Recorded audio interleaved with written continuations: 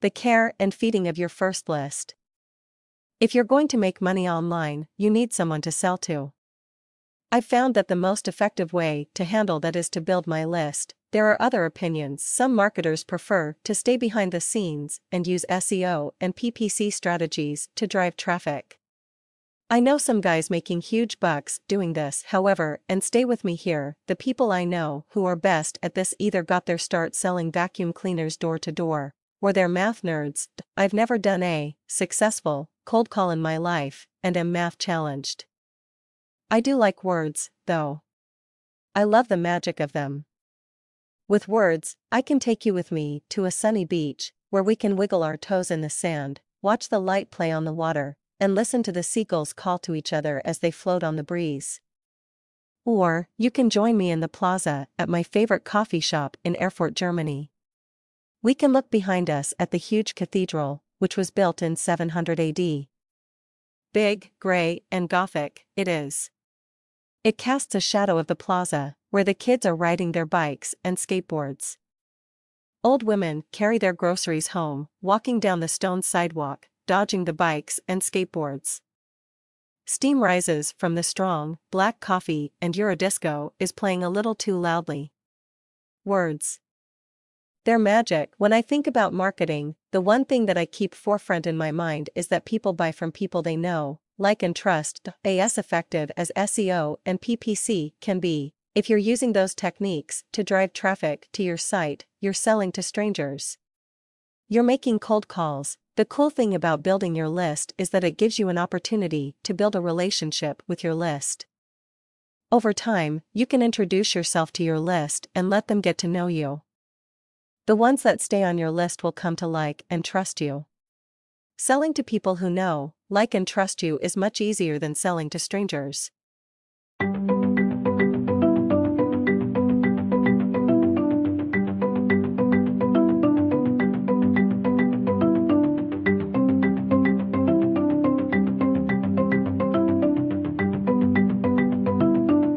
If you really want to learn something, teach it. I was amazed at how often I had to zip over to one shopping cart and look to see what the menu items were. And this is a program I use several times a day. You've seen the opt-in boxes. There's one at the top of this page. Well, when you put in your email address and name, that information goes into a database. When you're dealing with professional internet marketers, and specifically, with me and my coaching students, that database is held securely by an autoresponder service. There are only two of them that I trust, and I use both of them. Professional autoresponder companies ensure that every email we send conforms to the CAN-SPAM Act. They also have staff members who deal with the spam police. Now, from the beginning marketer's point of view, let's say that you're part of the group project and you get some names on your list during the project. What do you do next? First, let's talk about the auto part of the autoresponder. You want to set up an email to go out €0 superscript 3 days from the sign-up that thanks the reader for opting in, tells them where they can get their freebie, and lets them know that you'll be emailing them valuable information and more freebies. If you've got a blog, you should also put a link to that in the first email. Write every email that you send to your list as if you were writing to one person. I tend to visualize one of my less brilliant friends after a couple of beers, and try to write in a way that would keep them interested and write so simply that they can understand what I'm explaining. Some people will opt into your list, snag their freebie, and then opt out. It happens. Most will stick around. Especially if you've crafted that first email in a friendly, conversational fashion that talks directly to them. Remember, the loop playing in everybody's head at all times is what's in it for me. That's not a bad thing. Since you know that, all you have to do to keep them reading is answer the question. Then, you can set up an email to go out 3 days later. Another 5 days after the first. The cycle starts new for each subscriber. I have one friend who sends 365 happy thought of the day emails a year to her subscribers.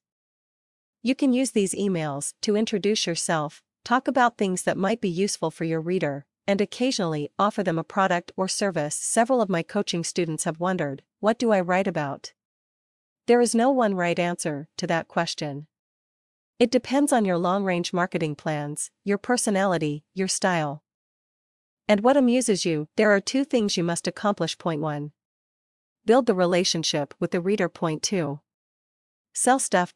If you do number 1 well, number 2 is a breeze. So, how, specifically, do you build a relationship with a total stranger via email? I asked Dr. Joe Vitale that very question about 5 years ago. I noticed that a lot of internet marketers dropped into some weird marketing speak when they wrote and when they talked. If we were talking about the weather, or a football game, or a beer, they sounded perfectly human. The minute the conversation turned to internet marketing, they turned into robo-geeks and started slinging terminology and NLP and crap at me. I asked Joe, "Do I have to write like that?" He said, "No. Write in your own voice." And that, friends, was the best advice ever given on the subject of relationship marketing. The point to remember is that you don't want to convince the reader that you're the smartest person in the room. You want to let them know that you're human, that you care about them, and that you're there to help them. That covers how to talk to your readers. It still doesn't answer what to talk about. Over the years, I've developed some tricks. I'll share a few. The phrase, "Today my portable empire took me to," has served me well. When I started my internet marketing business, I was still a touring musician. I used this to my advantage. I took lots of pictures. More importantly, I took my list with me wherever I went. I blogged from castles in Germany, dungeons, cathedrals, coffee shops in Holland, beaches in Texas, Rodeo Drive, the desert, Judge Roy Bean's Law west of the Pecos Park, seminars, restaurants. Even my hometown can sound interesting to someone who doesn't live in a picturesque tourist trap in the Texas Hill Country. I don't tour anymore, but La Roja and I love to travel. We've been to the Pueblo in Taos, Georgia O'Keeffe's house, an alien convention in Roswell, New Mexico. Lately, we've spent a lot of time at my off-the-grid cabin in the desert near Big Bend National Park. Every trip, I write a blog post that starts out, "Today my portable empire took me to," and then talk about where we went, what we saw. I take lots of pictures and post those on my blog. Just scroll down. I shoot a lot of video, post it to YouTube and embed that in my blog. Then, I email my list and tell them about it. Occasionally, I'll ask my readers what they want or need. Then, I'll do a blog post like this one that teaches how to do something. I know my coaching students want to know about relationship marketing. You might want to know, too. So, coming up with this topic was pretty easy. You'll figure it out. The important thing is to start writing. The next question is, how do you monetize that list?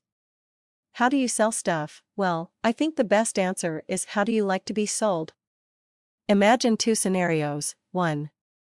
A total stranger walks up to you, holds up a book, and asks you to buy it. Point 2. You're in a social setting, and someone you just met starts talking about an amazing new book they just read. As they talk, you can feel their excitement. They describe the plot, and it sounds just like something you'd enjoy reading. They describe the emotions they felt as they read it, how they couldn't put it down and stayed up all night reading that book, laughing out loud occasionally.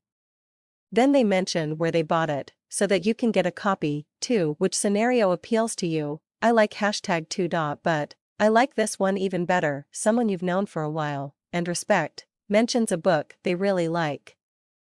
You know them. They know you. They know your taste in books, and can honestly say that not only is the book good, but you would enjoy it. You trust them. They've recommended things in the past that turned out to be exactly what they said they would be, and they've earned your trust. I know this works, because Joe, who is a person I know, like and trust, reads a lot of books. When he finds one he thinks I'll like, or that he thinks I need to read, he tells me about it. I immediately log on to Amazon.com and buy it. I don't need any more information. That's the kind of relationship you want with your readers, and most importantly, have fun with it. It's easy to get caught up in the excitement of internet marketing, and forget that you're on this planet to enjoy being on the planet. Start writing. Get to know your readers. Let them get to know you. It's a blast.